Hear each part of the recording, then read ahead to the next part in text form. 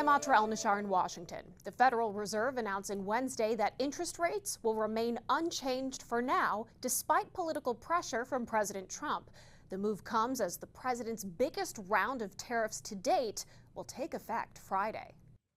In one of the most scrutinized but least surprising Federal Reserve decisions in recent memory, the majority of voting policymakers choosing to hold interest rates steady. We're still a ways away from seeing where things settle down. Federal Reserve Chair Jerome Powell says the economy is uninhibited by current rates, and the effects of tariffs, many of which haven't been triggered yet, on consumer prices are yet to be seen.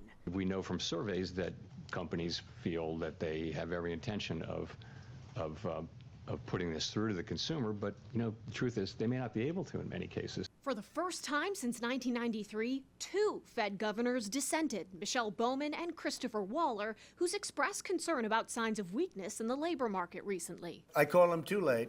He's always too late. Not only has Powell been under intense pressure from President Trump in recent months, in recent years, the Fed as a whole was criticized by economists generally for acting too late to raise rates coming out of the pandemic, allowing inflation to soar. Hours before the Fed's announcement was the release of a far better than expected GDP reading showing the U.S. economy in the second quarter grew at an annual rate of 3%.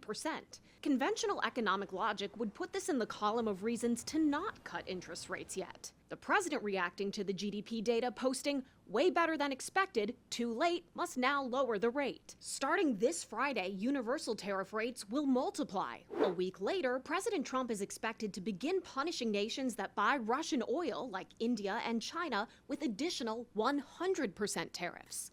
Fresh off trade talks with the Chinese in Stockholm, Treasury Secretary Scott Bessent had this to say. The Chinese take their sovereignty very seriously. We don't want to impede on their sovereignty, so they'd like to pay 100% tariff. The Fed will meet next in September. The expectation had been for them to start cutting rates then, but Powell stressed no decisions have been made yet. In Washington, I'm Atra El-Nashar.